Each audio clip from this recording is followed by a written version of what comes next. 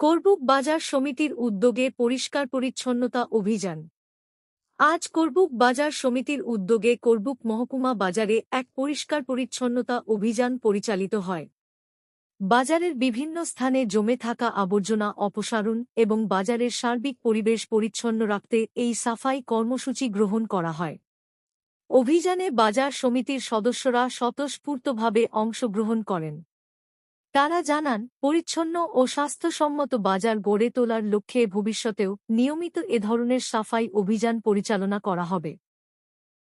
পাশাপাশি বাজারের ব্যবসায়ী, ক্রেতা এবং সাধারণ মানুষের প্রতি বাজারে পরিচ্ছন্নতা বজায় রাখা, যেখানে সেখানে ময়লা আবর্জনা না ফেলা এবং পরিবেশ রক্ষায় সক্রিয়ভাবে সহযোগিতা করার আহ্বান জানানো হয়।